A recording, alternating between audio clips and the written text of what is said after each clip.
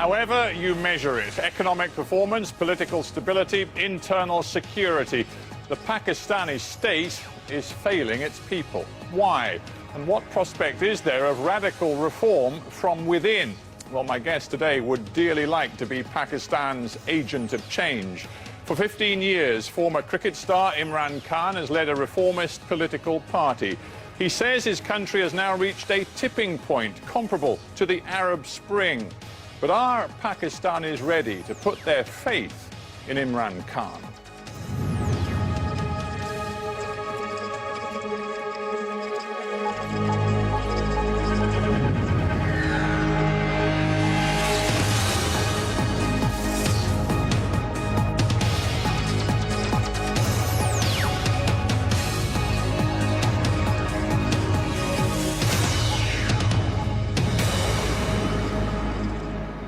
Imran Khan, welcome to Hard Talk. Thank you. It is 15 years since you founded your party, Tehreek-e-Insaf. The greatest performance you ever had at the polls was to win one parliamentary seat, and yet you now say that the ideas represented by your party, their time has come. Why do you say that? Well, that was 9 years back when we contested our last election. And the party was only 5 years old and obviously not equipped to contest the general elections. Now, 9 years down the line, it is a party which is now spreading faster than any other party in Pakistan. In fact, other parties are going down, Tehreek-e-Insaf is going up, and it is the first party of choice for the young in Pakistan. And all opinion polls are now saying this. Yeah, I've had you before saying you shouldn't believe opinion polls because you say, of course, in the past, your poll performance was terrible. Why should we believe opinion polls now, particularly in a country like Pakistan, where they tend to overestimate the importance of the urban, the educated? Opinion polls are an indication. I mean, it doesn't necessarily mean that you can translate them into success, but it is an indication of the popularity of the party. For instance, in 2008, the opinion polls did actually get things right. More or less, what they predicted, the sort of seat arrangement, is actually what happened. So there's no, if we can now get ourselves organized, we have the public support to convert this support into votes. And yet that optimism works against the grain of your basic political message, which is that Pakistan, and this is a phrase you've used, is essentially run by a political mafia. You seem to believe that virtually every public office holder in Pakistan is a crook. So why should a temporary rise in the polls change that basic reality? Well, let me just give you the statistics presented to the Supreme Court by the Election Commission, of course, on our petition. Out of the 80 million registered voters in Pakistan in 2008, 37 million voters were fraudulent, bogus, didn't exist. And this has been thrown out by the Supreme Court. But aren't you making my point for me? If this is the system that you are trying to break into, and indeed bring down, it is going to take something extraordinary. Just believing that getting your message out to the Pakistani people and campaigning in the next election due in 2013, that isn't going to cut it, because the system doesn't allow people like you to win. But, Stephen, this is exactly what I'm saying, why I'm optimistic. Because an independent Supreme Court has thrown out 45% of the registered vote, which was bogus. So, and they've asked the Election Commission to register another 35 million new voters, which were not registered before. Young voters are to be registered. 45% of the vote thrown out, so that's where the optimism lies. You actually might have the semblance of a free and fair election because the Supreme Court is independent. Well, you have pointed to certain changes we've seen in the last few years. In 2007, for example, there was a huge political outcry after Musharraf, president at the time, fired the Chief Justice. There was a lawyers' movement in response. You took to the streets with many others. But I've been looking back at what actually happened, and at the time, for example, you mounted a hunger strike. You said that you would not take food or water until the Chief Justice was reinstated. The fact is that hunger strike lasted all of a couple of days. There is a question about how far you're prepared to take your political movement. Well, thank God it lasted only a couple of days, because without food and drink, I mean, you know, you can have a hunger strike without food, But I didn't realize without drink, you just go down very quickly. So thank God they let me out. It wasn't good for your credibility, though, was it? No, but listen, what was the hunger strike for? Because Musharraf had put the opposition in jail, put me in jail, lawyers in jail, other opposition under house arrest, leaders. And what he hoped was that he would just go through elections quickly and then come back again as president and have rigged the elections to get his party in. Now, the hunger strike was to really bring people back to the real thing, which was the Chief Justice. Because the election campaign would have made people forget the Chief Justice movement. But unfortunately, there was a counter-revolution. We were let down because the boycott, which is what we proposed until the Chief Justice was reinstated, sadly that boycott was broken by the main party which was leading us, PMLN. Well, so let's not get too stuck on the detail. I suppose the point I'm making, and you raise it in this political memoir you've written, is that you now see parallels. The situation in Pakistan, you believe, is somewhat comparable to that in the Arab world, and that the Pakistani people, just like those of maybe Egypt or Syria, are prepared to take to the streets and take serious risks in their pursuit of political reform and change. I just wonder what your evidence is for the Pakistani people being in that place right now. Stephen, I think Pakistan is ahead of the Middle East in terms of our democratic evolution. Our lawyers' movement was our Arab Spring, where actually people rose behind a Chief Justice but wanted exactly the same things as those people in the Middle East, the youth in the Middle East, which is democracy, representation, a representative government. It's exactly what we wanted. But with all due respect, you know, we've talked about your hunger strike that lasted 2 days. In Damascus, we see people who day after day after day are prepared to go on the streets and brave the bullets with their passionate demand for political change. I don't see that equivalent in Pakistan today. No, but Stephen, we actually got our objective, which was the Chief Justice. We got him reinstated. He was again kicked out. Again, we got him reinstated. And today, we probably are one of the only Muslim countries, or 2 or 3 Muslim countries, where the Supreme Court is genuinely independent. But this was our people's power. Now, of course, there was a counter-revolution, which is happening in the Middle East. We had the status quo come back. You know, the election, they contested the elections, and so therefore they reimposed the same system and are trying to demolish the independent Supreme Court. But the people got him back, and it's an evolving process right now. I mean, I suppose the question I'm driving at is how big a price are you, Imran Khan, prepared to pay in the coming months and years in pursuit of your desire for political change in your country? Stephen, if you're in politics right now in Pakistan and you're a political leader, you have to be prepared to pay the ultimate price. What do you mean by that? In other words, your life is at risk. All the political leaders barely go out in public. I'm probably the only one who actually goes out in public because the society is so polarized right now. There's so much lawlessness in Pakistan. There is no rule of law. And as I said before, criminals are running the country. So therefore, you know, if you're in politics and going out in public and take an anti-status quo stand, you have to be prepared for the ultimate. This brings me, in a way, to a rather personal reflection on your life. And you've opened yourself up to it because you've begun to write about it. That is, some of the personal decisions you've taken in the course of your post-cricket life and the way in which they played into politics. One is, of course, your marriage to Jemima Goldsmith. When you look at the impact that marriage had, maybe not least on your political career, do you look back on it and think that it was a mistake? It was never a mistake. I mean, I was never going to marry because of political reasons. I mean, I was going to marry someone who I wanted to live with. So if it didn't work out, yes, politics played a big part in it. Yes, it was a cross-culture marriage which needs more time than a normal marriage. But there's no question of regrets. You know, you try your best in the given circumstances. You take decisions in those particular circumstances at the time. Circumstances change, and there are a lot of variables at play, and things don't work out. But it doesn't mean that that's a mistake. No, but it is a reflection upon you in a way. I mean, you married for love, you make that plain, but that love wasn't enough, was it?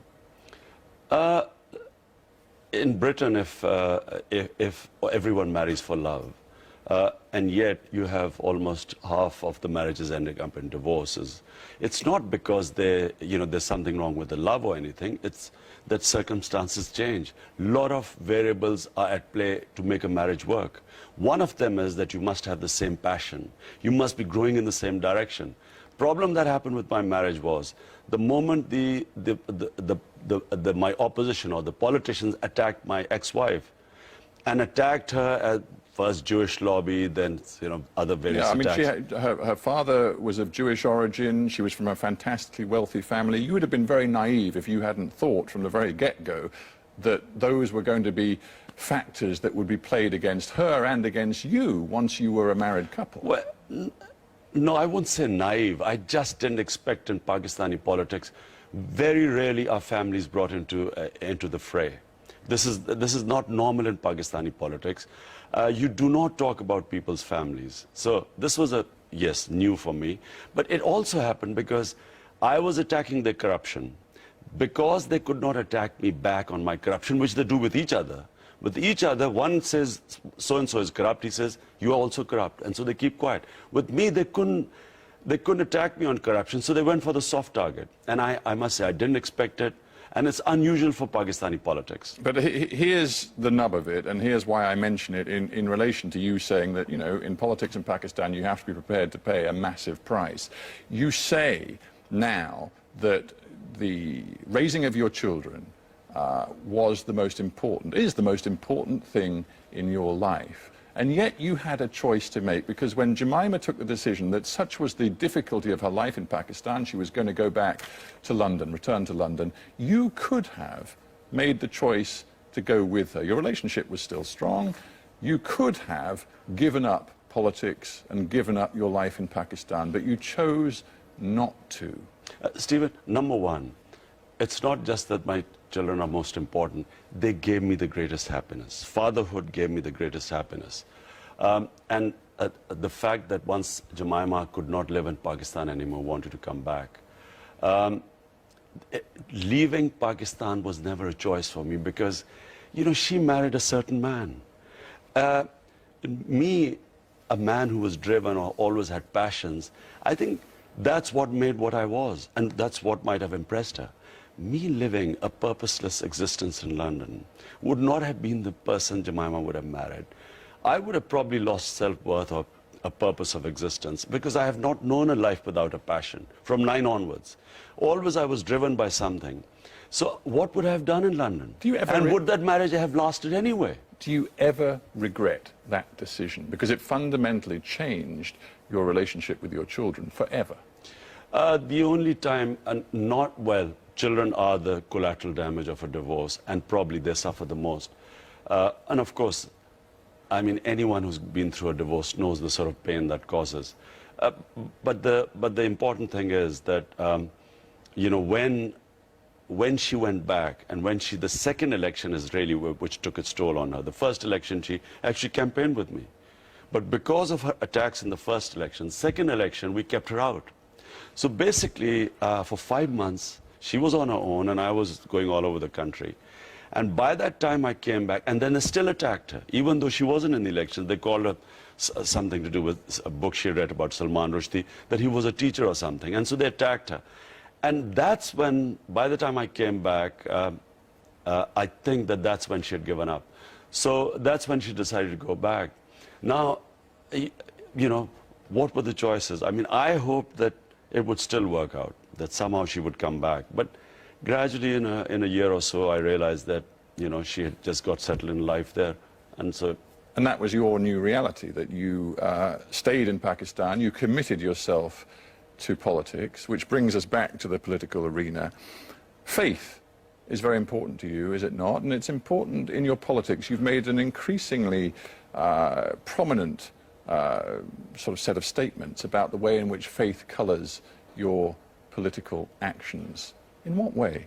Well, I actually, in the book, I trace how I came towards faith and what faith means to me. They're two different things. Because what does faith, the whole point of religion and politics, Islam and Pakistan, The whole point of that book is to clear a lot of misconceptions. Either you're supposed to be secular or you're supposed to be religious. Either you're a westernized person who with Western values in our society, or you are one of the masses, or you're a fundamentalist. So I had to clear this. What does faith mean for me? If it wasn't for my belief in God, which happened much later in my life, I would not be in politics. Because fundamentally, how does it differ? How does faith change you? It changes you because a spiritual way of life means a selfless way of life. It means you have to, how much God gives you, you have a responsibility to the society. A materialistic way of life or a selfish way of life means look after yourself. Well, I understand, you know, Islam is very important to you, but it does raise questions for any politician in Pakistan about what that means in terms of the vision they have for a future Pakistan. For example, we have seen in the recent past a number of politicians murdered inside Pakistan because they were prepared to make a stand for freedom of religion, freedom of belief. Thinking in particular of Salman Taseer, the governor of Punjab, who was gunned down because he expressed support for a woman who was in prison under the blasphemy laws. He wanted fundamental change in those laws. Did you support Salman Taseer's stand? Probably the only politician who actually condemned the killing and actually more or less said the same thing as Salman Taseer. Do you know that even his own party members wouldn't... Sorry to interrupt, but that you didn't. I mean, I looked and checked what you had said after he died, and you clearly condemned the murder, but this is what your own party website carried of your statement. You said there is a sound reason for the blasphemy laws, and the real reason, you said, for the rising terrorism, of which Taseer's murder was a part, was actually the US-led war on terror. Exactly. Blasphemy laws, for a start, were not made by Pakistan. They were at the time of the British. The reason for the blasphemy law was that when communities were living together, they did not want one community abusing the sacred entities of another community, and there'd be a clash.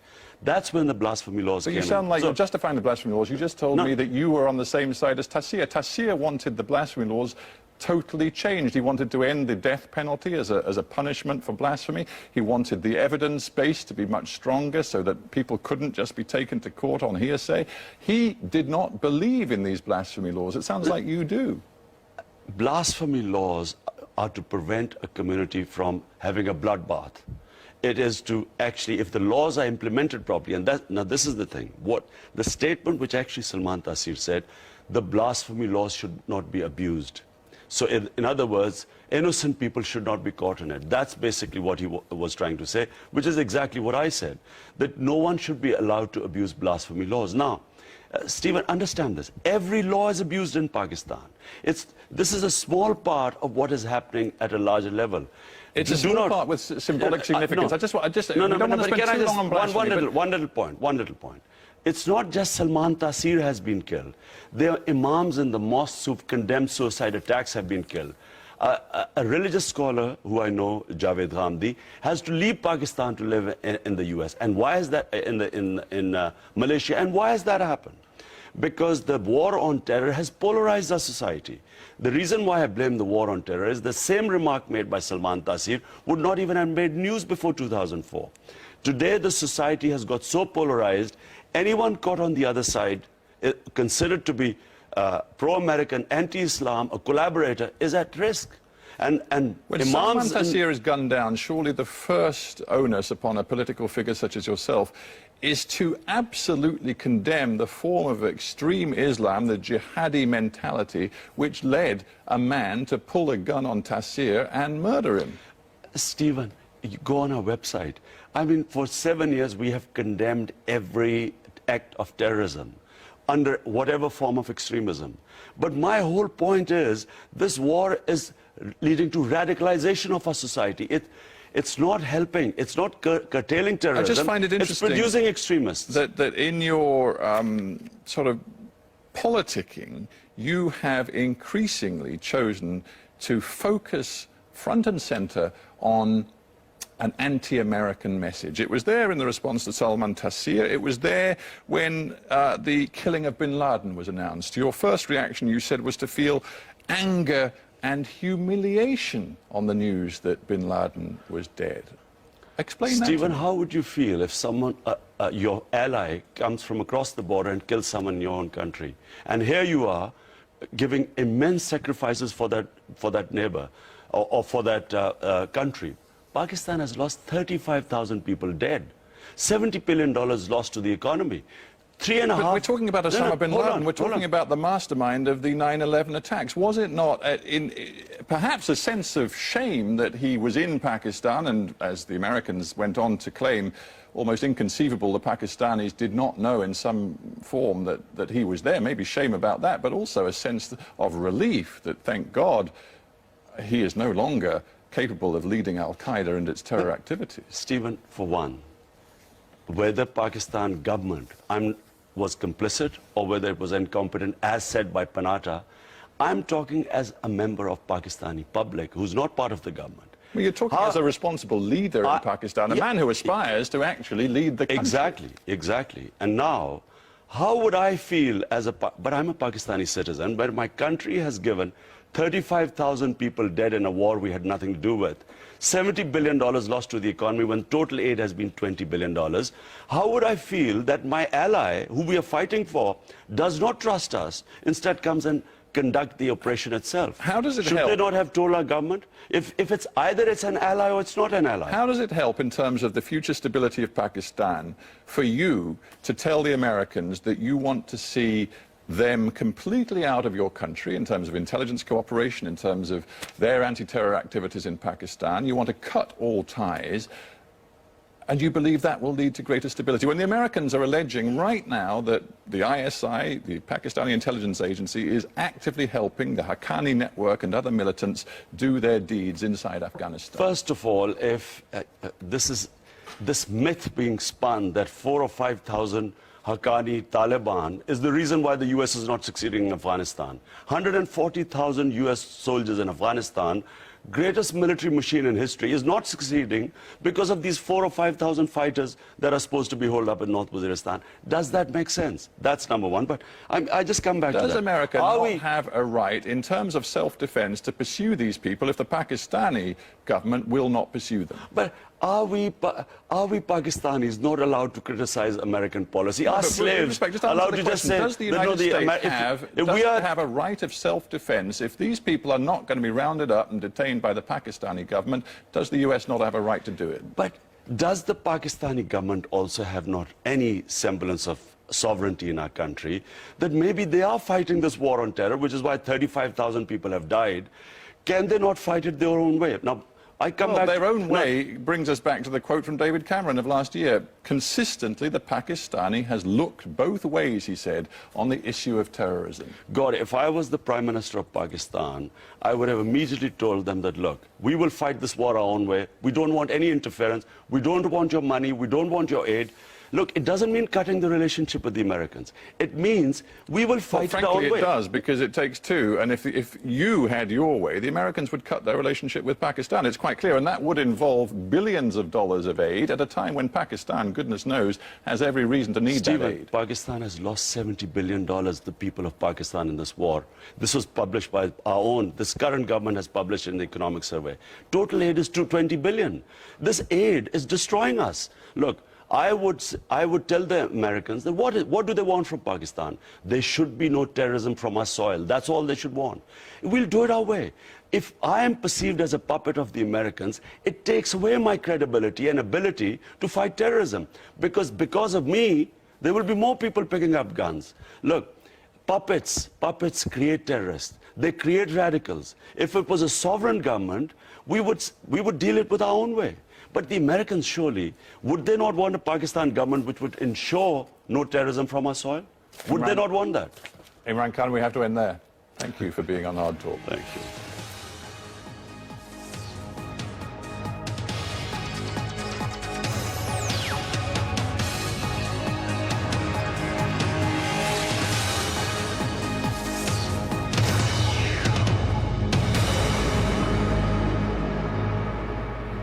Hello again.